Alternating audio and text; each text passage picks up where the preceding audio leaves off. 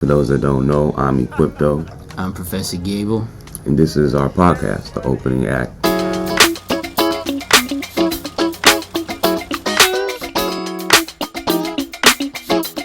What's up, y'all? It's your boy Equipto, My name's Professor Gable. and this is our podcast, Opening Act.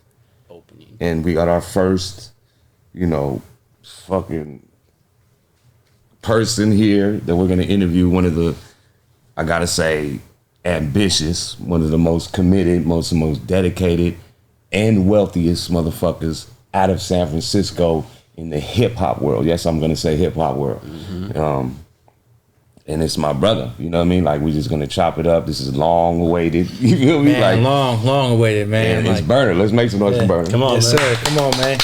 The burn. Yes, Man, sir. on, San Francisco's in the building today, man. Yeah, we just gonna chill. I got my homie Professor Gable. This is something that I hollered at Burn about. Like, man, we got this idea we're gonna do. But hit me back like, let's do it. Yeah. And man, we're hella gracious and thankful, appreciative that we could even be in this, facility. Yeah. So we're just gonna, No doubt, man. do our thing. Yeah, like I said, you know what I'm saying, Bern, it's so dope to be here with you and E. The history for me, y'all's story is important to me. You know what I mean? Yeah. Like, growing up, like, watching y'all before I knew E and when I knew E, hearing the stories and seeing it happen in front of me, away from it. You know what I'm saying? So I want to know, like, from your perspective, how did you meet E? What happened? Man, with Equipto, man, this is why I was so excited to do this, man. Like, a lot of the first thing I ever did in music was with him. Word. So, I met Equipto. I think we met somewhere through the Hemp Center days, right? Like, how did I meet you? I remember we met at, I don't remember dude's name, but he was making some music. And you were there, and I was doing a verse for him. What's his name? Oh, Mario with the glasses. Yeah, Mario. Optics. Yes. And I was doing a verse for him, and you were just chilling. Boom, boom, and you were like, "What's up, Clip, man?" I was like, "What's up? Let me get a verse." And I did it right there. I think I saved another hour. Yeah, I'll write down an hour. Boom, boom. So you were there already, and he pulled up to do a verse. Yeah, so now we refresh the memory a little bit. I was with so when I first started rapping, I was rapping on 8 tracks and shit with this guy, Mario. Shout out to my brother Mario. I think he went by Fiber Optics or Optics, right? Okay. And he was with Conceit and all these guys back in the days, right? Yeah. And Topper and all these guys. And that was the circle I was in. Wow. So when I saw Equipto, I was like, all right, I'm fresh off them Andre Nicotina Equipto albums. I was big fan, right? Yeah. And I was working at the Hemp Center at the time, so I was like, all right, I want to get a verse, but I had an ultimate plan. I ended up wiggling, as Quip would say, where I wanted to do a full project with him because I felt like the best way to be heard was to do a group album and to come with really crazy packaging with fire beats and just like try to get some of his fan base to see what I do, right? That was my very first album.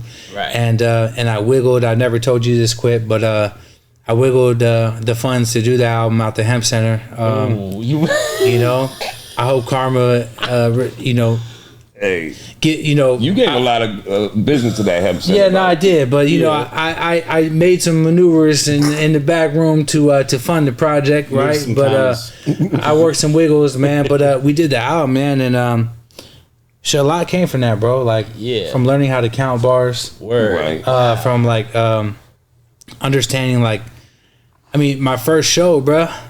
I brought this man to my first show, bro. And I'm talking about went downtown to downtown San Francisco, got the Anichi fit and threw the glasses on and had the strippers come out from Broadway and was throwing money up and had Equipto there rocking with me. So he got me through some of my first times in hip hop, bro, which is like forever grateful for that shit, bro, for sure. Man, that's crazy. So you got the verse from him, but you already were planning to get the album. I had a bigger picture, yeah. So did you tell him that right there, or were you just like, let me get the verse and then give me a number? I wanted to get the verse done. I wanted to kind of bond with him first and kind of let him know I was a cool cat. But I wanted to go I wanted to go secure the funds to actually be able to execute a real album because for me, I think a real album consists of good artwork, good production, good mix and master, and a marketing plan with it. Indeed. I remember doing that was the biggest thing ever for me, being from Frisco, being a fan of Equipto's and growing up listening to his music and be able to go to Rasputin's and put those billboards up there. Remember that shit, bro? That was all like I learned what I had to do you know, to do a successful album hands on with this man right here. So Murder Dog interview, bro. The hyphy show, all the shit, bro. Like, you know, freestyling everywhere, bro. Like, just the good shit, bro. You know what I'm saying? Like, the fun shit. Yeah, the essence. Yeah, man. Pure times in life, bro. Man, that's crazy. 2006 or something like that. Yes. Yeah. So how did you make the album? How did y'all come to that?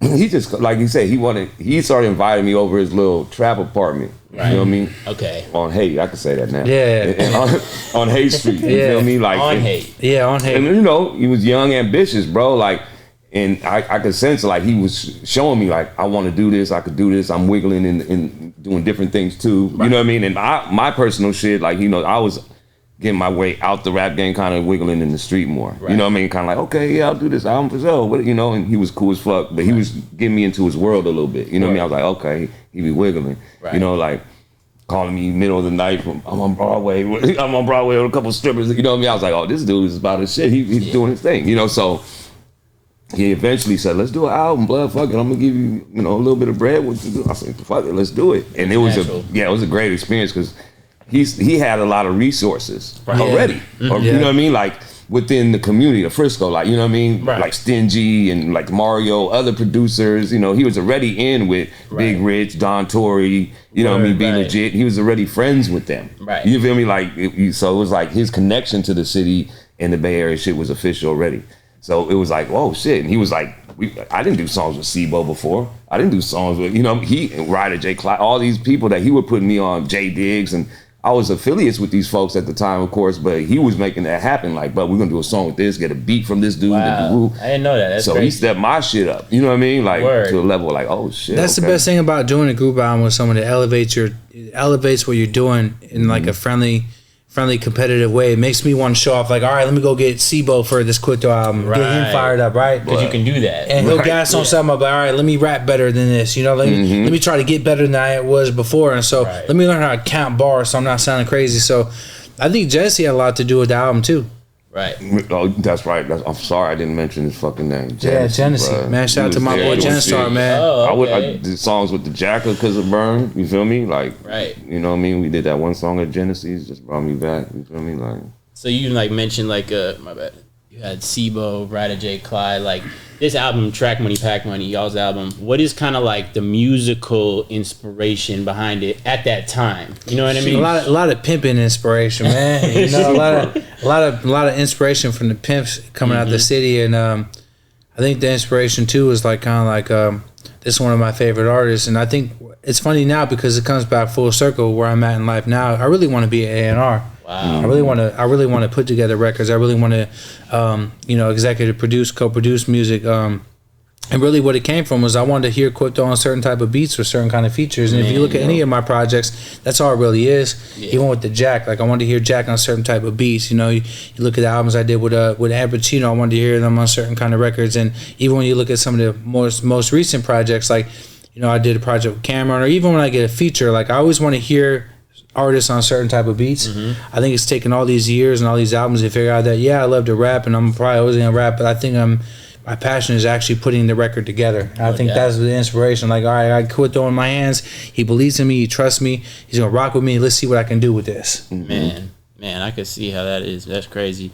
Yeah. So you were saying like you brought E to your first show. That was on Broadway, right? Nah, the first show was in Petaluma. That's what I was gonna. That's what he said. Petaluma. I think it was Keek. It was Keek. It was a bunch of people in that lineup, and I remember they charged me. They charged me to perform there, right? Wow, okay. And the good feeling is now I turned down, 20, 30, 40K from them to come perform. I'm like, nah, I'm cool, brother. I'm chilling with the kids right now, man. I'm like catching a cool flick right now, man. So it's cool to see how that came. But my first show was in Petaluma, man, and I was nervous as shit. And I remember I looked at the pictures today, and I'm like, damn, I was young, dumb, full of cum, and nervous as hell. What happened that night? Like y'all rode there together. Like what was the scene like? Was it at the what theater? What's that place called? The Phoenix? Yeah, Phoenix Theater. Phoenix, we showed up. I'll never forget. I paid to be on the show. Quip came with me. We had a whole plan for. We actually freestyled a record. We had that one meow beat. Yeah. Was this before track came out? It was before track came out. Because I was thinking about that too. Like because we were like, freestyle to that beat. Before the song came it was like before the album came out, but we were working on it, so we were already vibing. Mm-hmm. Like we showed up, and I had like 5 or 6 strippers with me, and I remember them at the back door telling me, "Well, you got to pay for them to come." I said, "But they're the dancers." Come on. I said, "Well, you can't bring them dancers in here." I said, "All right, it's all good." And that's why to this day I've turned down shows from that promoter because I remember that shit. Yeah. Mm-hmm. I was trying to do something dope. I had the dancers, I had Equipto with me, you know what I'm saying? Like, so the environment was super cool. It was a little trippy because it was my first show. I was scared as hell. No doubt. And I knew I had to freestyle that night. Wow. And you know, I used to freestyle a lot, so you know, now I'm probably pretty rusty. I probably couldn't spit none right now because I'm so used to just joke freestyling. But back in the days, Burn got bars. We used to freestyle, man. You know, so you know. We come from the cloth of conceit and topper. Like you heard him. Don't that's get it crazy. twisted. Yeah. And that's why I said he's a hip hop figure. Don't get it twisted. Yeah, he's an icon. Him, you know what I mean, dude. And, you know, motherfucker makes mob music, makes real shit, but he comes from the hip hop cloth of San Francisco. And he knows it, you know. For sure. So back then, you feel like that's kind of the scene you were in, the toppers, conceits, and all that. Early. Yeah, Don Toriano found me at Tully's. I was selling weed at Tully's coffee shop. Wow, he'd come through and get that coffee milkshake every day.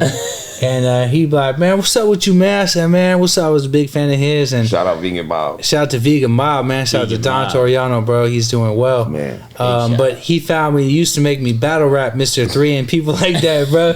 And I would just eat people up, bro. I would just eat people, bro. And at that time, when I met Don Toriano, I was hanging out with Topper, Conceit, Optics, Rush. What was the thing you guys used to say to each other? Oh, man. I heard y'all used to joke with each other. The pump. The pump. Yeah. He said, "I got donkey. I got the pump." He was close. Y'all used to be killing me. He was close. I used to battle rap Rush every day on the bus. I think I beat him a lot too, man. And it sucked because he was a really good rapper, man. He had the look. He was like, "Yo, MC like New York style, man." But I used to eat Rush, man. I used to eat Rush, bro. He couldn't get it off though. He couldn't get it off. I used to eat Rush, and so I think that Toriano heard about that shit. Like, this fool was battling everyone. He used to bring me down to that coffee shop on Rock and Java. Man. Okay. Yeah, and that's where the shit really started at, bro. Classic Rock and Java. Rock and Java? Yeah. That was the scene. That's like the original. Where's that? It's on like right there by Amoeba. Right by Amoeba. It's still there? Nah. Something different now. Okay, but it's that's where they had open mics and shit like that. That's like right. That's how Boom Boom Room. That's how it really happened, bro. I used to go down there and just touch the mic and just like freestyle or like battle cats and shit like that. You know what I'm saying? So no one ever heard any of this. That's why I was so excited to do this. You know what I'm saying? Like people think I just whatever. Right. I was curious at that age. You know, I was trying to figure it out. You was really with the essence of it. I was just a fan of it. Yeah, Frisco kid. He's a Frisco kid, bro. So like you talking about the scene back then, like I wanted to ask too, like you see like what's going on in San Francisco now, you know, good and bad, but I'm talking more like musically, you know what I mean, in the music scene, both of y'all really, like what do you think is kind of like the main distinction between that era and the era now, and like how did that era become this era? I feel like back in the days, bro, it was more focused on like, well, you always had like 11.5 RBL. You had cats out the city really putting down that gangster shit, right? Right. But there was a combination of hip hop coming out the city too. Right. I felt like it was more hip hop kids running around doing their thing. Now it's just pure gangster rap. It's all gangster rap. You know, there's not many. And if there is, you know, my apologies for not noticing. It's but I haven't really seen like the underground hip hop scene that used to be there. It's more like just. You know, it's that hardcore gangster shit. It's what the kids want, you know? Yeah. Where do y'all think it became, not to cut you off, no. Where do y'all think it became that, like, where it kind of, hip-hop it wasn't cool to, like, participate in that realm anymore? You know what I mean? I don't know, man. I remember, like, back then, like, it was graffiti, it was hip-hop, it was, like, just a certain vibe, man. Drinking 40s on a bus, tagging. You know what I mean? Just, it was all, like, it was all whole shit. It was, like, it's culture. I feel like maybe it was only a few people like Equipto that made it from there, so people maybe just wasn't really so passionate about it after a while, you know? Right. Not a lot of people broke through, you know what I'm saying? Like, there's legends that were in that scene, bro. Like, Conceit's a legend to me, you know? Topper's a legend to me, bro. And the Maritime Hall, I think when that whole thing fell apart, that was keeping that scene alive. Right. I think it's more like the venues in the city that stopped that. Yep. The venues. Yeah, because there was Rock and Java, there was Maritime Hall, there was things like that kept that underground hip hop shit going. Yeah. And once that disappeared and the internet came alive, it just became mostly like, Yep. what you see today. Simultaneously, the internet and then the venues. Yeah. Just like. Which is not a bad thing, man. Like San Francisco has some dope ass artists right now, and they're coming with their own swag. We've always been trendsetters, and we always kind of set the ways, and we're first to do certain things. But I felt like that when them venues started, not being around anymore, then kind of that voice kind of got lost. Word. Yeah. So I mean, like you said, San Francisco. Do you feel like? Because I know me and E always talk about this, and E kind of the one that put me onto this back in the day. Do you feel like the whole world watches San Francisco but doesn't tell anybody? I feel like there's been some big things that came out the city. You look at like Levi's, you look at like the tech industry. I mean, we've set a lot of trends, especially for like slang and especially for that herb. Word. For that weed. Like a lot of pack that went around the world came from the Bay. Word. So I feel like San Francisco has always been a very gamed up place, and I always tell people in my interviews, I feel like the reason why I'm so successful and the reason why I've been able to be independent is because I learned the game from the city, bro. Like a lot of cats like JT the Bigger Figure and Get Low Players and all these people, San Quin's and the independent blueprint was put in front of us, bro. You know what I'm saying? And I see major artists now that go indie and don't know what the fuck they're doing, and I'm blessed and grateful to have this hustle that we learned early because doing that project Hands On with Quip, the first project, it gave me a lot of game, bro. Right. Sorry, please. No, I see people that were signed to Atlantic or signed to Def Jam that get released and they're on their own and they don't know what the fuck to do. Right. They don't know anything. They've been babied their whole career. And so I'm glad I'm gamed up. And I think the city gave us game. I think the city gave a lot of people game. No doubt. That's what's up. Yeah. Nah, man. I mean, I don't even want to speak on it, but it's because it's his interview. But I wanted to mention someone quick just out of nowhere.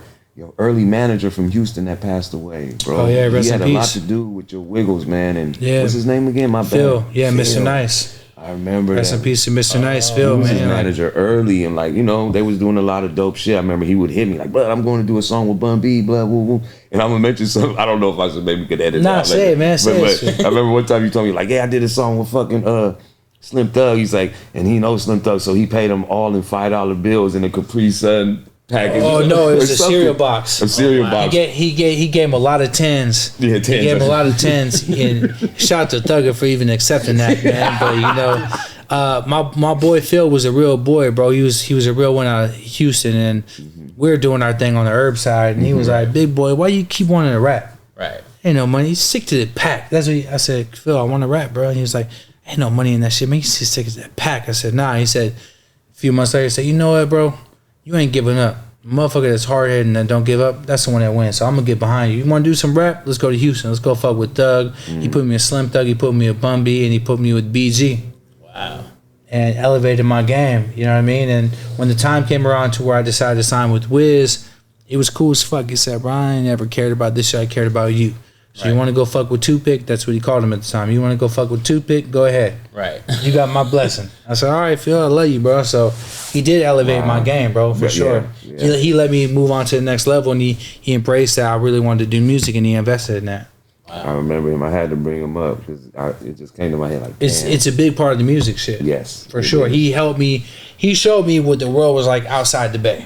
Yeah, Right. and that Bun B video was dope, bro, because Sick. the intro of it where Bun B was like reminding you how the history of the Bay was so rich. You know, I'm like, bro, you got that in your blood. That's you, B. You feel me? Like, and it's all happening. You know what I mean? Like that is a very important. So do as hell. My bad. I had to bring that him was up. great. but- Yeah, Bun B put the stamp down, bro, and me opening my eyes to the South was huge because I understood what's really possible. I seen the South. I seen people out there getting money, Bentleys and chains and all this shit. And the Bay Area's always been a place it's hard to be successful in the Bay, man. Yeah. It's a small Definitely. place. Definitely. That was the cherry pie days. First, the cherry pie shirts. Yeah. Before Cookie. Yeah. Before Cookie was Cherry Pie, Cherry Kush. That shit, you gotta fucking start sweating. Yeah. How did you become so, inept with the business of branding and come up with the ideas? I was trying back in the days. I mean, like he said, like when the Cherry Pie came out, I had Cherry Pie t-shirts. I'd go downtown to get the shirts made. When the Cherry Kush came out, same thing. I think I always just wanted to be an independent hustler, bro. I didn't want to work for nobody. And I seen what people like Puffy and Jay-Z and all these guys were doing with the Rockaware and Sean John and shit like that. I was like, yeah, we got to do something. We got to do something stick. And so I was just trying until something sticked and cookies stuck. Right. I remember when he hit me, you hit me on the road one time on Wiz, and you were like, I'm selling these cookies thing when it first started waiting. It was like hoodies, you were just, exclusive things, like printing 25 or 50 of them, bro. You know what I mean? And getting them off, and I'm going to start doing shit like that. I was like, that's genius. You know what I mean? Like, yeah, I just remember that shit. I remember, too, back in the days on them Wiz tours, everyone be focused on fucking with bitches and all this shit, and I'd be in the crowd, and they used to make fun of me. I used to go, remember the Kind Stack? Equipto put me on with the Kind Stack, bro. It was the stackable jar, right? Okay. He had the plug with the homies doing those, and I just claimed it. I said, "Oh, this is my company. I like a motherfucker, bro." Wiggle it. Got on YouTube and lied, said this is my new company, and kind of forced a hand to have them give me product at a certain cost. And I would go in the crowd, bro. I would take these jars and I put like 15 on each fingers. I go with like 30 jars in the crowd and I go sling them. And people be making fun of me, bro. Oh, look at this fool. Hi, you in the crowd. All right, yeah, cool. Guess what? By the time the tour hit Houston, my motherfucking ass bought a Rolex and a pinky ring with that bread, bro. Straight up. My first Rolex. Right? 2 month tour. 2 month tour. By the time we hit Houston, I made enough money off the jars, the rolling trays, and the CDs I was selling in the crowd. I made enough to buy my first Rolex and my first pinky ring. Damn, on tour. Yeah, laugh all you want, motherfuckers. I'm in the crowd wiggling. Yeah. And I was like, I remember coming to the bus like, oh shit, where'd you get that? I just left TV Johnny, man. Shit. Man. They said, oh yeah. I said, yeah, that's all of that merch y'all been clowning me about. And that's when I realized, like, man, focus on the work. Yeah. Don't get distracted by the bullshit, because everyone else, I seen their eyes light up. Right. Oh shit, Berner and them crowds are getting that money. Right. I had no merch booth set up. I was just an opener, and shit, I earned a lot of bread on that shit. I went for the bag. Bernie been at the bag, man. Yeah, you've been at the bag. But even back then, did you know like it was gonna go as far as it did? Of course not. None of us did. No. Yeah. But as big as a guy, you just hit the cover of Forbes. So I know. Let's think about that. Like, Bert, you gonna have the Forbes someday. Nah, I knew he was a hustler. I knew he was ambitious. Right. And like I said before, like his first shows, he was bringing strippers. Right. He was going, you know what I mean? Brought me. I was like, okay, this dude, you know what I mean? This dude is like, he's trying to make an impact. He's not taking this as a joke. Right. And start getting the features and like, okay, he's invested in himself. Yeah. So I knew, it was gonna go somewhere. But then keep in mind, we're pre-cookies. Right. You know what I'm saying? And by the time cookies, you know what I mean, it was like, okay, this could. Yeah, this is all pre-cookies. Yeah, this is all pre-cookies. This was just what Quit witnessed was the pure hustle. Right. Like even he underground hustle. He witnessed the underground hustle, the dedication, the love, but really the hustle, because that's what this all boils down to. How hard are you down to work? Right. For real. And that's what I saw too. Like, and that's what he showed me, because I knew he could rap. Like, fuck, I freestyle with him in the booth. Like, there's, you know what I mean? It comes from conceit and all that. But how many people that are dope as fuck that could rap that aren't successful or didn't make it, right? I think he equated that into the picture, you know what I'm saying? As far as like, you know what? I got to do more than just rap, because motherfuckers going to hear me, but I'm trying to get into this business, into this culture. You know what I mean? Like, so that's what I seen in Berner, as far as like, oh, he can rap. He's dumbing this shit down just so motherfuckers could understand what he's talking about, and he can brand his, you know what I'm saying, weed shit. You know what I mean? Like, but motherfuckers are born, you know, as a mouthpiece. You know what I mean? Like, indeed. Yeah. You feel like you fell in love with like the rap and the art first, or the hustle first? I mean, before I even rapped, I got my first job when I was 13. I lied about my age. Nice. Got employee of the month. Then they let me go like a year later when they found I was only 14. So I've always been a hustler. Right. You know what I mean? Like, he was a bartender at 15 or something? Bartender at 18. Doing powder and jellies. How'd you do that? Man, my father was in the restaurant business. So like, I started off as like a busboy in a bar back, cutting up the limes and, filling up the little, when you go, you have the limes and lemon and cherries and olives. And I used to be there behind the bar washing dishes and shit. And one day I was 18, I at the bar, and they said, yo, this motherfucking bartender didn't show up. They used to call me Junior, you got it.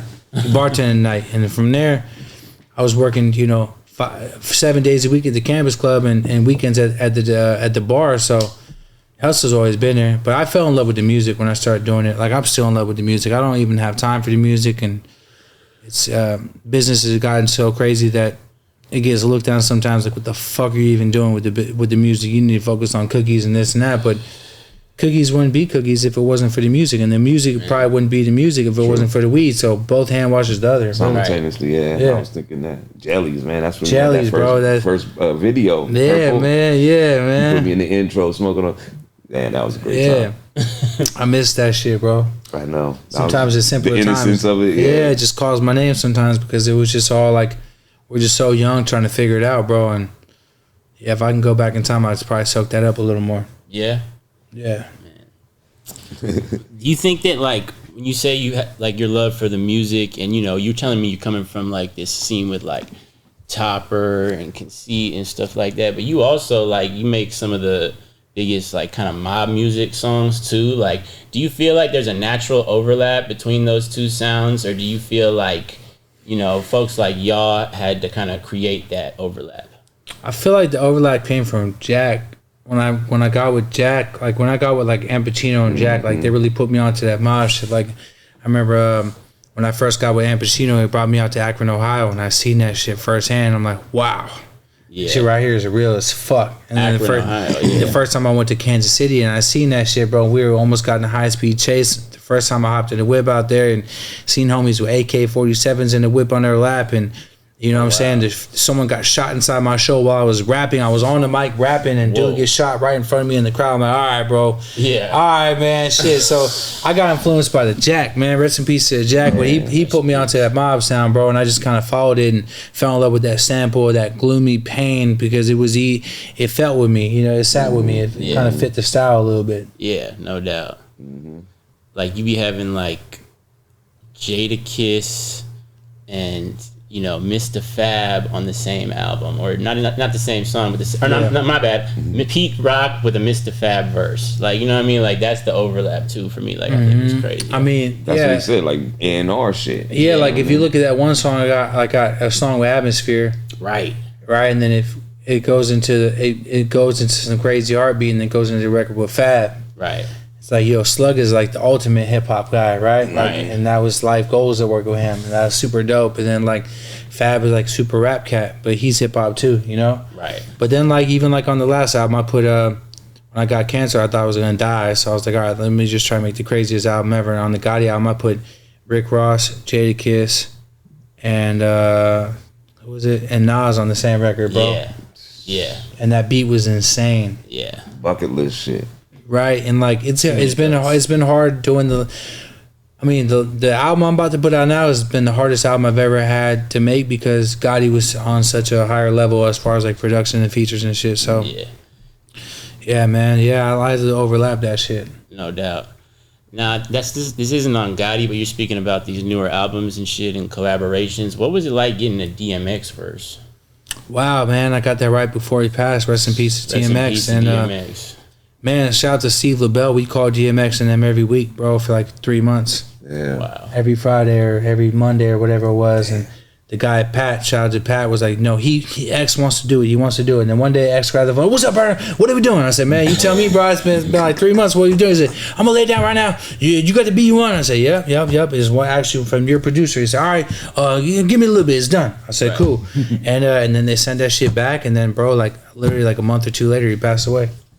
Oh, man. So it was like it was unreal, and like I have a lot of respect for these newer cats out coming up, but that's not who I'm chasing for features. I wanted the Bone Thugs, I wanted the DJ Quick, I wanted the DMX, I wanted the Lil Kims, I wanted the Atmospheres, I wanted the people I grew up listening to, the Equiptos. That's why I always done it for, because for me, success is checking off shit that you always wanted to do as a kid, right? And that's why I still do to this day. I still fuck with people I want to fuck with. It's not about like who's the biggest streaming artist right now. Let me go get NBA Youngboy. Yeah, NBA Youngboy is tight as fucking. Right. It'd probably be a smash, but that's not what I grew up listening to. That wasn't my goal coming up. Right. My goal was to rap with DMX. Mm-hmm. To rap with Real. To rap with Be Real from Cypress Hill. Man. You know what I'm saying? Like that was the goal. Yeah. Yeah. No doubt, man. That's crazy. Yeah, Congratulations. Be Real brought a lot of the hip hop shit back that Equipto put in me back in the days too. Be Real's a real one, dude. Yeah. Love that dude. That's what's up, yeah. I can imagine. Shout out Cypress Hill. Shout out to Cypress Hill. Shout out to all that, bro. Huge. Can we play a little game real quick? for our podcast. Sure. It's called This or No. Okay. All right. So it's you'll catch on quick. All right. Would you rather do a movie with Martin Scorsese or George Lucas? Scorsese. How come? Because he's mob. He's made some of the hardest mafia movies ever. That's like your music. Yeah, and shout out to George Lucas, man. But shit, I never watched that shit, bro. He's just an icon because he's from out here. But Martin Scorsese made shit that I grew up watching. Mm-hmm. So it fits with the life goal shit. All right, okay. So this is Martin Scorsese. You picked Martin Scorsese for this. All right, Queez, I'm going to go to you real quick, all right? Okay. All right, real quick, just to play it around. Oh, shit. Would you rather do, like, how Burn does? Like, would you rather do a collab album with Rakim or Big Daddy Kane? Oh, my God. Oh, shit. Damn. For me, I think, like, my style would probably go better with Kane. Just because it's kind of... That's crazy, because Rakim's, like, your favorite. I know, right? I know, damn, see? But I don't know. It might sound better with Kane, but I don't know. I don't know. I'd take a shot if it was in Drink Champs. I don't know what the hell. Nah, that's a good question though, because his answer went with like, I would sound better with this. Right. Yeah. And you got to make sure you're gonna sound good. Right. Mm-hmm. Yeah. That's like separating yourself from the fan, from the art to the artist, right? Yeah. That's a crazy distinction. All right, cool. So Burn, which album do you like better? Shit. It's gonna be This or No, right? Yeah. Weekend at Bernie's or Drought Season 2? Ooh. Damn, bro. Weekend, so this is... I mean... First solo. For my ear, Drought Season 2 is better with my ear, but for like my career, people always bring up Weekend at Bernie's. Yeah. I think it was like a pivotal time. It was like, all right, this is my first solo album. You have to understand, when I first came out with the rap, I was getting hated on big time. Really? So I worked, big time. So I put out the Equipto album. I think I went to the Ampachino album. Then I went to Drought Season 1. And then went to one other thing, and then went to Weekend at Bernie's. So I built that solo album up. Wow. And my game plan was to do 3 or 4 group albums to gain as much eyes as I could before I put out a solo album. Okay. So Weekend at Bernie's was big for me because it was a test to see if people fucked with me by myself, and they did. Right. And they did. Yeah. But I would listen to Drought Season 2 over Weekend at Bernie's. But I'd pick Weekend at Bernie's over Drought Season 2. That's hard. Yeah. What was it like making Weekend at Bernie's? Like, paint me that picture real fast. Man, bro, I was on cocaine.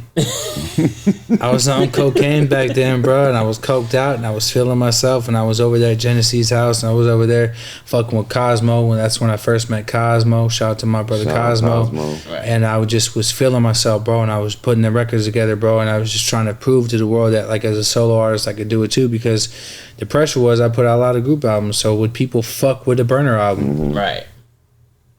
Man, crazy. Glad I'm not on coke no more. Shit. Yeah, me too. Yeah. Whew. You glad he's not on coke, or you I'm glad you're not on coke? Well, yeah, me too. But I mean, like, just in general, it's a bad era. Coke for is out of our lives. It's Let's not just a say good that. It's all bad. It's full of fentanyl now. Yeah. Don't do it. Don't do fentanyl. Don't do that shit. Okay, so I'm gonna, we're gonna like dip in and out of the game, but I'm gonna keep that same energy with these questions. Okay. Nice. So, Burn, if it was 2001 right now, or no, not right now, in 2001, if there was Instagram, what would be on your Instagram in 2001? In 01? Yeah. Shit. What was I doing? How old was I in 2001? Wait, that was 21 years ago. So I'm 38 now. Let's do the math. How old would I have been? 27. 27? That's how old I am. All right, so I would, in 2001, I would have been 27? Mm-hmm. Wow. You sure? Oh, no, 17. All right. My bad. I was about to say, those years. I was about to say, man, I don't know, man. If I was 17, it'd be a bunch of girls, man. Okay. My Instagram would be full of girls. I was a lover boy when I was young. Right. Be a bunch of girls. It'd be a bunch of weed, too. Right. Mm-hmm. Bunch of weed and girls. Weed and Girls Yeah. 2001. Queasy, what's your Instagram have in 2001? I put out Like There's No Tomorrow. Oh, wow, okay. And that was like my first time wiggling with Dre and all that, you know what I mean? That little era. So I don't know, yeah. Girls, weed. Yeah, girls with weed, man. in-store shows and shit like that, you know what I mean? Like, No doubt. would have been fun. Yeah. Okay, now, Burn, you've done, like, albums with pretty much anyone you can think of. You're like, you want to do an album? And they're just like, yes. It seems like that anyway from the outside looking in. Right. Who is there? Anyone else you want to do an album with next? Who's on that bucket list? Yeah, who's on the bucket list? Stevie Wonder, you know. Oh yeah, me and Bob Weir have been talking. Oh wow, okay. Yeah, because it's like it's just totally different. Yeah, and definitely. the Grateful Dead dudes, they brought me out. They had like a live show on St. Patrick's Day. Wow. They brought me out and they had me do I had to rap a verse over one of their beats, and it actually worked out great and it was sick. Wow, And, that's crazy. it was actually, you would appreciate this. I wrote the verse to a certain BPM of the record that was on YouTube. Mm-hmm. And then when we got to the studio, Bob was like, slow it down a lot. Take it from here all the way down here. And I spit my verse, like, oh, this verse don't make no sense no more. And so I had to come up with something literally like in like 22 minutes, bro, that made sense to that BPM of that beat. No sense no more. And I had to have the guy shout to Jay Lane. Jay Lane recorded them practicing that beat at that BPM, and he texted to me, and I went in the back by the trailers. I just wrote some real quick, spit it on my head. I remember, and I came out and I spit it. And I remember it was during COVID, and you could see the screen with the people, the live audience, and this girl was like, I was like, oh shit, she fucking with me. She fucking with me, man. I did it. Shit. It brought me back to them Rockin' Java days, man. Oh, Yeah. shit. So after we talked, he got a response, from maybe from his kids and from people that watched, and he told me, he said, listen, top of the year 2023, we should do a project. I said, bro, I'm all the way in. Fuck. So that to me is like what I want to do now, because Yeah. it's totally different. Yeah. I gotta mention what's it called? You said DJ Quick earlier. Yeah. Have y'all worked, or can you work, or what's Yeah, going no, on? we worked. He came through on I can't remember the album at this point, but he came through in LA and he busted out the old MPC and he made a beat right in front of me, and then he Fucking rapped on serious? it, and he brought it. He was like, we need some guitar, and he flew in. He had some guitar dude come pull up and do live guitar, and then he actually is the only guy ever used the SSL board. He started getting in there and fucking with shit, and I was like, damn, this is iconic, bro. And he blessed me with a verse and a beat right there on the spot, bro. It was iconic, bro. You made this shit right there, bro. Man, that's Damn. crazy. Yeah, bro. that's beautiful, man. That's Man. one of my favorite artists right there, too, for real. And I worked with RZA too. What? What, in the lab? Yeah, well, he came through the lab afterward to check it out, but it was a beat. It was a beat he had made. It's me, Wiz, and Snoop, produced by RZA. Wow. That's incredible. Yeah, for real. Man, you guys, you get to live like and experience a lot of legendary moments, man. That's really cool, man. But like, there's like a lot of moments like leading up to those, right? This is the opening act podcast, like there's times when we're the opener. There's times when we're on the road and crazy things happen, like what's one of the like most, I don't want to say trying, but like maybe like lesson learning moments you've learned as like an opening act, or like dealing with an opening act, Right. Yeah, as an opening act, understanding whether there's 25 people or 2,500 people, you have to keep the same performance, because Man. you can't go into a show where it's an empty crowd and be like, oh man, fuck this shit, I'm out of here, bro. Like, Tell nah, them you me. gotta rock that bitch, bro. You gotta make those 25 people love you. Tell them So me. they go back and tell people, man, that boy rocked that shit. The next time you come back, it'll be 100 people or 300 people. And so, that recently happened with me too. I was on a bigger lineup and had to come out early, and I was like, man, this is hard for me because I'm Berner and I have sold out shows all over the place, but I rocked that crowd just the same I would if it was full, and it worked out great for me. Man. So yeah, that's the most important thing, because some people might come out and say, I ain't doing this shit. I Yep. cancel this Yep. shit. Yep. Nah, man, you better do that shit. Better put in that groundwork. Do the show. If you're booked for the show, You gotta perform, man. If you're there at the venue, whatever's there, you gotta rock that bitch the same, no matter what the crowd is. And even though, like you said, it might not have been as much, but best believe there were Burn fans in there waiting for you to go on. For You feel me? sure, Like, that's for the whole sure. thing. You have to do it, even if Yeah. it's 5, 20, 200, Yeah. Or Exactly. the goal is to convert fools. Yes, exactly. That's I'm the a- mission of the festival. Yeah, because Yeah. I'll just be honest. I was just on a Logic and Wiz show, bro. And Man. the first one, the crowd was light when I went on. The second one, it was popping. Thank God. But the first one, I was like, all right. I knew everyone there was pretty much for Logic or Wiz, Right. And me and Wiz have a similar fan base, but I think that show where it was emptier was more of a Logic fan base, and I had to win them over. And Logic's a real hip hop guy, bro. Right. He really raps fast. Really He really fast. raps, and so thank God this guy got on me early on my career about not rapping over the lyrics, and so I learned that. So Man. I've learned how to perform good, you know what I'm saying? And so I just put on a great show, and I think I converted some people that day, and that was the goal. Man, that's Beautiful. crazy. Beautiful. Yeah. What about dealing with opening acts? Have you ever, I already know, but Wow. Just one. How about one little instance? You ain't got to put no names. Just, Yeah, man. You know, you come backstage and there's like 300 people back there, bro, and they all just drunk and smoking, and your whole dressing room is full of hella randos, and there's all kind of bullshit happening at the door, and they feel entitled like it's their show. And it's like, my G, you're doing 10 minutes before the DJ even gets on stage. So like opening acts, if you're an opener, come light, come respectful, come to do your job, because you will be invited again. If you come with the whole entourage and make it like it's your shit, and you're on a big artist's fucking bill, you ain't coming back. Man. That's facts. Man, Roll light. No one wants a big entourage, especially a bunch of dudes. Yeah. Great advice on both perspectives. On both, you know what I mean? Amazing lessons.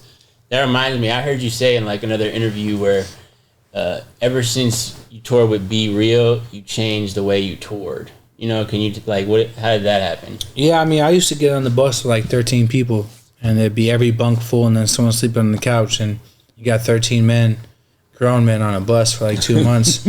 You're gonna butt big heads. You're gonna be butting heads. You're gonna be fighting. There's gonna be piss all over the floor. And I finally I did a tour of Be Real, and they only had 8 bunks, and only 5 of them or 6 of them were being used. I learned what a junk bunk was. I said, junk bunk? What's that mean? Oh, you put your backpacks up top because we ain't using every bunk. I'm like, I get it. I learned how to bust out the barbecue at the trailer and cook at the hotels. You know what I'm saying? Right. I learned how to pull the tour bus up to smoke shops and football games and shit like that, and use the fact you are in the tour bus. Right. Go do some cool shit. So Be Real taught me how to move lighter, and actually how not to get that road fatigue. You know what I'm saying? By doing things like cooking and having less people and doing things while on tour, you can enjoy yourself a little more. Man, that's what's up. Yeah, that's great. That's great advice. Real game. Move light. Yeah, you gotta move light, Beaver, man. Yeah, man, you gotta move light, bro. Be real.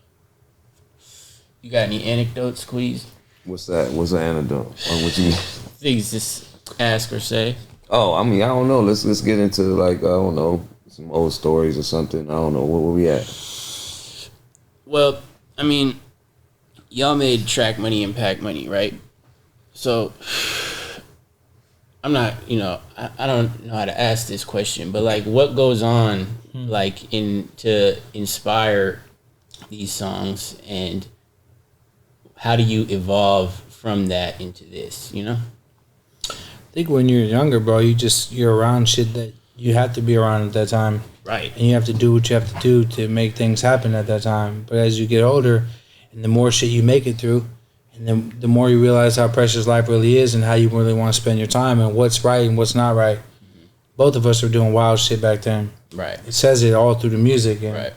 Believe me, you could listen now and hear the progression of bars where it's like, I'm not really doing none of that shit like that no more. You know what I mean? So it's really a product of your environment. The music's almost like a journal.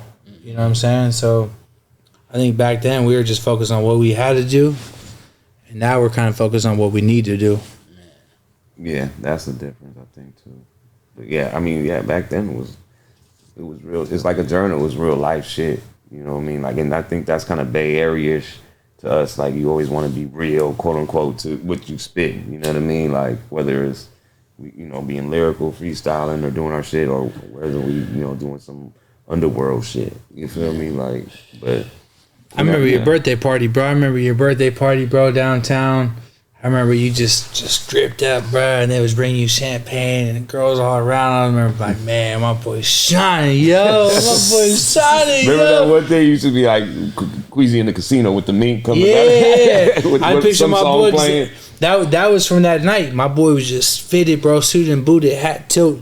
What's my boy name? Bubs, or what's his name? Mm-hmm, Bub, yeah. Yeah, Bub was there, and like everyone was there, bro, and there was just chicks around this dude, champagne everywhere, and I was like, man, I picture this boy at the casino with the fur coat, with the brim tilted, just throwing them dice. You know what I'm saying? Like, we was really wilding back then, bro. I was selling all kind of weed, and I was wilding out and running a store, hella young and shit, man. Like, I'm glad I'm not doing the kind of shit I was doing back then. I think I'd probably sleep a lot better. But then, Honestly, a lot of shit comes with being in position, bro. Right, Yeah. right. Bro, the amount of stress I gotta deal with, I'm sure as soon as we finish this, you're gonna see me turn my phone and just get to hearing me yelling at people because people just picture you got everything and you could solve every problem. It's when you have 100 people looking at you like that and you have your own family struggling, it's tough, bro. You have to find a balance of like perception. Perception is really, really tough to deal with sometimes. Yeah, no doubt. How do you do it?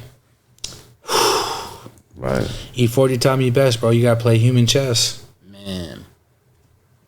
It's tough, man.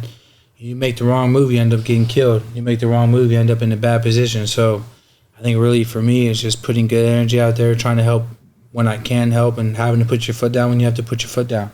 Yeah. You know what I mean? But I think the key to all that, my friend, is energy. Put the good energy out there, let the rest follow. No doubt. That's what's up. Speaking of opening act or shows and shit, one time, I think it was my show, and I brought Bernie with me. I guess we was wiggling, right? We was up in Humboldt or somewhere up there. We drove. I had my little Charger, and we were wiggling up there. We had like some weed in the trunk or some shit. Not much, but obviously something. And we just, and I remember that show, like, we could talk about what happened too, but I just remember that show too. Like, it was just like, because it was Dre headlining. Nicotine was headlining. Yeah. And at that time, I wasn't really doing the shows with him. You feel me? Like, I just got booked for the show. He just got booked for the show. The promoter was trying to do some slick shit. But y'all were booked for the same show. Yeah. Separately. The promoter was doing some slick shit. Oh, that's crazy. And then, so we was like, all right, I'm going to go get this money, Burn. Like, I'm going to go with you. You know what I mean? But it was a trip that we ended up doing that show. And then I ended up hopping on and doing Jungle when Dre did, you know what I mean? So it ended up working out, but it was like a Mania era. Man, let's get to the real best part of that story, man. I want Berner to take over the best part. Man, this forever to our grave, we'll remember. Yeah, this is when I first stopped doing coke, right? Okay. And like when you first stopped. Okay. The reason why I stopped was because I almost OD'd it right in the river, bro. I was drinking Grey Goose and doing powder for like 3 days straight. And so we're driving and the lights flash. Whoop! I'm like, oh shit. We're in Humboldt. We're in a Charger.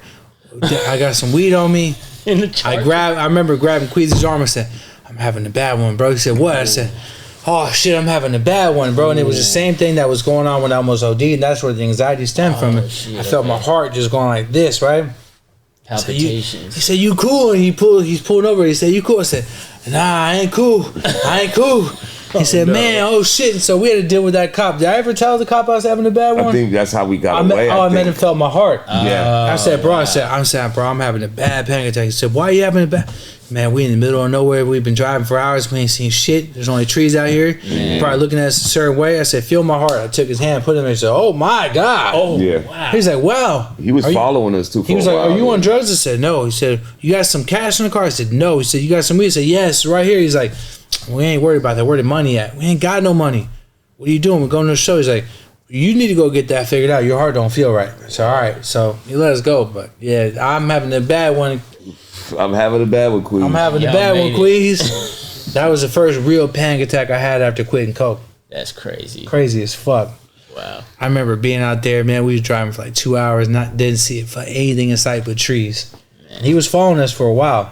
Wow. Like to see if you were good, or to see he thought we were moving packs or something, bro. He was in the Charger, man. We was in the shady Charger, tinted up Charger. We was riding, we was blowing the whole way, bro. Like it was a bad time to get pulled over in Humboldt, but yeah, because you have that one lane. So we on that one lane. He was following us for hella long, so I had to be on point. And he finally pulled it, and that's why I've been like, but I'm like, he's following us. I'm having a bad one. He's like, fuck, you feel me? Like, eventually pulled over and dealt with this motherfucker. But yeah, that was a main trip. Man, the panic attack saved us. So he felt that heartbeat. He didn't want someone to die on his watch. He thought I was having a heart attack or something. Good move. Yeah, made it through. Another time, not even incident, but Burn gave me a whip once. He gave me a car. Yeah. Remember the bucket? He gave me a bucket once, like, because he knew I was wiggling on the streets. He was like, "You doing too much." What kind of car was it? Taurus or something? I never even told you what happened to that car before I gave it to you. Oh no! That's why you gave it to me, B. Nah. But it has to do with the reason why I still don't drive to this day, bro. 0. Yeah. Two things you don't do. You don't drive and you don't wear hats. I hit somebody, bro. I was smashing through the sunset. I turned on my music super loud. I was smoking in the car. Yeah. Let me go cruise my whip. Start riding. Boom! oh shit. I'm like, I hit someone. Stop. I get out and this guy hops up. Bitch ass motherfucker. What the fuck? I'm like, oh, he's cool. Boom. Peeled off. He's alive. Parked the car. This gets worse. I parked the car. I'm like, holy shit, bro. How did I just hit this man, bro? I'm like, fuck. All right, let me move the car from my house, man. This shit's gonna get bad. So, you know, you see in movies all the time, they spin the wheel like that, and they just, you think it's gonna turn and like just go do a U-turn in the middle of the street. So it was doing it, and then there was a car across the street from my house. It was doing it. And it went, and I just hit that car and just crushed that car like a Capri Sun. Boom, man. like that. Wow. I was like, oh, fuck. And I backed out, and I was like, I had to hit the car. I hit Queez. I'm like, I got a whip for you, man. That's the origin of the story. I of the never whip. told no one that. I got I'm the glad I whip. brought it up. I got the whip for you, man. You I need got this. the perfect car for you. Get this shit out of here, man. It's hot in the Sunset District right now with this whip. And that's the first time you heard this story? Very first. He was like, I got a whip for you, bro. You need to be wiggling. Here, take this. Ooh, I was like, all right, bro. So no one ever came up to you like, you hit me. No. Man, that guy was so pissed, I bro. kept that shit in Oakland. And if he was like hurt, I would have stopped and I would call. But that boy jumped up and started cussing me out. So I was like, all right, he's on his 2 feet, he's cussing. I'm out of here. Solid. I want to talk about too, like where we used to kick it all the time is that OG, you know, the 12th and Geary spot. Yeah, him saying, yeah. And you are responsible, like, for kind of bringing that meet and greet kind of thing with rappers, but genuinely, you know, like fucking Max John, all type of fuckers, Daz, you know what I mean? Like, me and Jack would be there all the time and just smoking. And there was no real dispensary that was even letting motherfuckers kicking and smoke at that time, right? You know, even blunts. Yeah, remember, we fought for that. I remember that shit. We had everyone in that bitch, man. Sean Paul and Young Bloods, Drake came through that bitch. Wow, Drake came through? Yeah, Drake came through. I just showed my sister the picture like a couple months ago. And he actually DM'd me like a few months ago too. Oh, yeah? That's what's Drake. up. That's crazy. How's he doing? I mean, he doesn't respond to me, but he told me, you know, he told me, he said, look, when I met you 11 years ago, we were both on the path to try to find success, and I think we both achieved that in different ways. I'm proud of you, my bro. Wow. I said, thank you, my bro. I'm proud of you too, man. What's up with that? Let's do a verse, man. Let's do something. You know, I didn't get burn wiggle in, you know? I didn't get nothing back, but for have him reaching out to me on his own, it felt good. Man. Because he's on top of the fucking world right now. That's crazy. But he understands. He acknowledges what Cookies. He seen me at the Hemp Center, man. Yeah. I was fat. I had nothing going on. I was at the store trying to figure it out. That's crazy. The Hemp Center was a birthing place for like what you see going on now with hip hop and cannabis. Yep. How did y'all pull off the Hemp Center existing? Well, the owner, she was paranoid. She didn't really want to work that place, so she let us guys, young kids, really run that shit. And if you put a dispensary in 19-year-old's hands, 20-year-old's hands, what do you think's gonna happen? Everyone slide through. I'm over here. Quizzy, what you want, man? Take some, roll up. You know what I mean? Like, there was no monitoring of the books back then. There was nothing, bro. No one was paying attention to nothing, man. We No monitoring on the books. This was in the medical days. Yeah, man. We was ordering lunch for everyone. It was wild, man. But you know, shit, that shit's history. I miss that every day. Man. The funny thing is, I have a dream about the Hemp Center at least 3 times a week. Wow. Not 1, not 2, not every 3 times a week. I dream about that place. Wow. That's my happy spot. Yeah. No, it's a dope place. I've been there like twice. I think it was after you were gone for the show, but it was still there when I was there. Yeah. It's crazy. Yeah, groundbreaking, foundational spot. For real. I had hell of fun there, man. Me too, man. That's why I dream about it all the time. I have dreams like that I quit Cookies and I go back to work there. I have dreams that I sold Cookies and I go back to work there. I have dreams that I bought the building and made it the old Hemp Center. And my dream was like, why am I here? I'm supposed to be the guy right now. Why am I working here? But I was so happy working there in every dream. So I don't know, man. Put that in the universe. Hopefully that fucking guy over there understands that what he has, it got given to him on not good terms, and she should have that spot back. Man, put it out there. Historic. That's what's up, man. Historic landmarks. What about when y'all did the paid dues show? How was that? How did that come together? Oh, shout out Tim House first of all. Yeah, because I was like on my quote unquote retirement year at that time. You feel me? And I remember like Bern, Tim, and Merz kind of was like, man, and Bern was willing to share his set with me. Wow. You know what I mean? Like on that type of level, because it was like, man, just Queasy last time, you know, let him wiggle. You know what I mean? Right. Like I was on tour doing a little. You were retiring. Yeah. I was on a retirement tour with Pep Love, Opio, and other folks from Harlem. So we flew from like Montana into, you know what I mean, to meet Bern and all that. Man, that time, like, Burn was on his Wiggle Tough. I mean, I met Wiz. You know, he introduced me to Wiz there. Like, man, this is Quip, the first dude. You know what I mean? Met there. Like, that shit was a beautiful time. That shit was crazy. That was my first show in SoCal, I think, too. I remember how nervous I was. Yeah, we were in a trailer and shit. Yeah, I was hella scared of that shit. We both got verified on Twitter. Yeah. We were all, at the same time, we were all celebrating and shit. Yeah, in the trailer and shit, getting hot. It was big, bro. But that show was like that was big for like on some hip hop shit. Shout out to Merce, but it was also big on like the elevation of like, all right, now we're in Southern California and people fuck with us. Right. That was your first vision of that? Mm-hmm. At that level? Yeah. Wow, yeah. That was huge. That's crazy. That was beautiful. And Tim House too, like I talked to him, shout out, rest in peace, Zumbi. Zion I. And Tim House was like, you know, he was like, after Zumbi died, he came to me, he's like, bro, you know, I want you to know that, motherfuckers see your work that you be doing, Queez. You know, I know you be out there mad at the world and woo, but he was like, when you did the hunger strike, I was with Berner.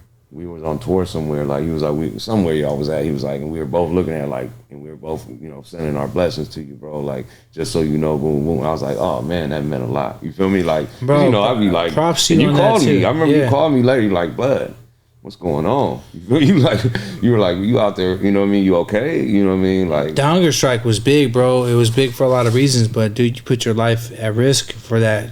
Like you could have, something could have went wrong with your body on that, bro. And like, you was really on that shit, bro. And that's when I seen, and I was like, my boy's really a real activist, bro.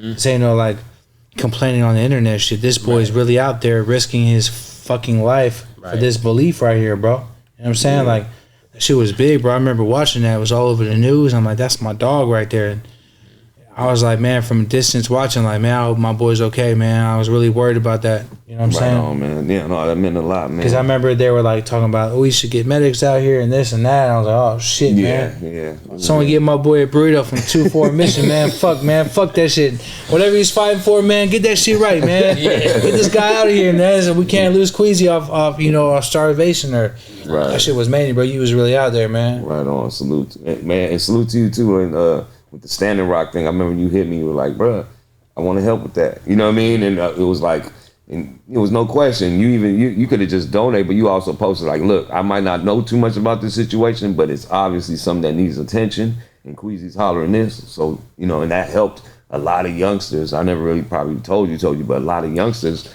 go on a trip to Standing Rock, bro. Yeah, what I mean? They took the van, they went up there with a lot of supplies and. It made a difference, bro. So salute them. I always try to help, man. If there's something I can do where I can help, I always try to do it. And yeah, but like you said, there's 100 people on your helmet. It's tough, it's not man. easy. It's tough, man. Everyone wants help right now. The world's in a fucked up place, but if I can help someone and they're close to me and it's not gonna fuck me up, I'm gonna do it all the time, forever. So I am. That's what I was telling Gable, like, that's what Berner is. This is what he is, man. Motherfucker hit me back, like, let me know, like, whatever, let's do it. Let's do this. Yeah, I was like, man, you guys need a spot? Shit, I got a camera crew. You ready to go? Let's bang this out, because this is a conversation that I think the world needs to hear, because a lot of people ask me about my career, but they don't really go into depth about that very big beginning, bro. This is shit. There's a lot of game given up. Like, this is how it really started, bro. This is like in pivotal moments and important moments in my career. This man was right there with me, helped me break the ice for certain things. You know what I'm saying? Yeah, absolutely. Yeah. Doubt. I appreciate you sharing that with us on here. For sure. These are things that need to be heard. No doubt. Because there's someone out there right now watching that's discouraged, that feels like they ain't going to get discovered. Bro, I was looking at a picture the other day. I was like, how the fuck did I get from here to here? Man. And the only answer I had was I didn't stop. Right. I just didn't stop, bro. No matter what. 5 years ago, I was not anywhere close to this position. 5 years ago, I was questioning life. Right. I just didn't stop. Yeah. And like you said, the rapping wasn't easy. Motherfucker was hating, trying to say this and that. He called me, like, bro, that motherfucker, hey, you know what I mean? Like, Gold Toes would ride for you, you know what I mean? Motherfuckers was riding, you know what I mean? Like, we was like, nah, man, it ain't going down like that, you know what I mean? It was a long road for Berner, you know what I mean? Like, this ain't no overnight shit, you feel me? Like, and my motherfuckers, like you said, that was hating, like on his come up when the whole beginning, now trying to book him, you feel me? Like, and it ain't happening. Right. It's a cold world, but Books that's how closed. the tables turn, man. Yeah, I'd rather go eat a sandwich in front of that venue and just chill. Yeah. When they're having a show night. You You know what I mean? Go have an avocado sando or something. Yeah, pull the tour bus up on them one time. Pull out with some dancers now. What's up? What's happening? Now Y'all want to charge for me to come in? Wow. Yeah. Yeah, great times, man. I remember we was having a show with the Blow album. What about that? That's kind of when shit was, you know what I mean? Like the Blow album. He has an album called. Okay. I was just making sure. Yeah, that was just. I remember we had a show together. We were about to do somewhere. It was me and Bernie at that time, and it got shut down because someone got shot or something before we even left. Man. We were like, "Fuck." And Burns like, this shit's getting out of hand. You know what I mean? It was like, oh man, it was bringing motherfuckers out though. It was like I was like, oh shit, just that vibe. Yeah, man, music is a trip. Yeah, you know, it can spin off a bunch of different ways. Yeah, you feel like you put out an energy and it comes back when you do music, or when you write something. Well, you know, I mean, I honestly learned. Here's some real shit. I talked a lot about dying young on my music. I'll never say that shit again because that cancer shit hit. I was like, wow. All right, manifestation is real, and I kept talking about dying young, and I always felt like I was living in a rush, and I was like this, blah, blah, blah, blah. I was always moving so fast trying to get X amount of work done because I thought I was gonna die young, and I had to take that shit out of my head. I'm here. I ain't going nowhere. Right. I want to be like my pops. I want to be in my 70s and still be here. So, rocking. I feel like the energy you put out will come back. Right. Indeed. Speak it to existence. Now I'm rapping about watching my daughter graduate. I'm just trying to put that good shit in the future. You know what I'm saying? Yes. Yeah, rap about my hairline coming back. You know, just things like that, man. You know, fucking. I gotta do that too now. Yeah, you know. So when I get rich, we're all going to Turkey, man. We're all gonna get our hairlines back, man. Fuck it. Somehow, somewhat. The plants. Yeah, you gotta watch what you put in the universe, music wise, though. Definitely. Yeah, man. Yeah. You got anything else? I think that's kind of got all of everything right there, man. That's been really great. Appreciate it. I do got one more kind of funny question. Can I ask it? Come on, man. Shoot it. So y'all first album, this was a while ago, right? That was called Track Money and Pack Money, right? Mm-hmm. Okay, so if it was now, what's the album called now? Oh man, it'd probably be called The Good Fight. Ooh. Whoa. The Good Fight. Wow. Bernie, exactly. And he has, you know what I'm saying, rest in peace to his moms. You know what I'm saying? She got played at the hospital. You told me that story. Yeah, you know, she got played. You know, and all that type of shit. So, you know, there's definitely like, you know, like you said, a good fight in this corrupt bullshit. You feel me? Like, but yeah, definitely. Now that's what it'd be called. He's fighting for certain things that are going wrong in the world. I'm fighting for my life and for the new generation to be aware of cancer and the things like, why were you getting cancer this young? You know what I'm saying? Like I'm spreading, I use every platform I can to spread awareness on colon cancer because people in their 20s and 30s are getting this shit now. Wow. It's all from the food we eat. That's it. Like it's very simple. It's very, very simple. And so I feel like we both have a voice and we both speak for things. And if Track Money, Pack Money was young, Bernie, young Queez, but now it'd be The Good Fight, man. Straight up. Yeah. Man, I love that. I like for sure. Yeah, that's without any thought, man. It's the first episode, that came man. Up to roll off the tongue. Man, I was like, you know what I mean? The opening act, man, from the opener, man, from the Frisco opener, man. You know what I'm saying, man? Yeah, you know what I mean? Yeah, thank you, B, man, for this beautiful session. We already know it's long overdue. You know what I mean? Like, this is my brother. You know what I mean? I'm very proud of you, man. You know what I'm saying? Like, the shit that you've accomplished is out of this world. You feel Thank me? you, man. You already know, man. And like, you had a big role in a lot of that. We even have a little role in it, man. I reflect off that shit, and you know, people come to me, you know, man, Bernie doing. I was like, yeah, of course, that's what he's doing. You feel me? Like, I'm proud of that shit. You feel me? Like, so everything, bro. Like, this is fucking crazy, bro. I was dope. I'm glad it was the first episode too. So you know, shit. Yeah, man. Man, thank you, man. It's an honor. Thank y'all for trusting me to, you know, be a part of this, man. This has been the opening act. Appreciate y'all. Peace. Shit, peace. That's the outro, bro.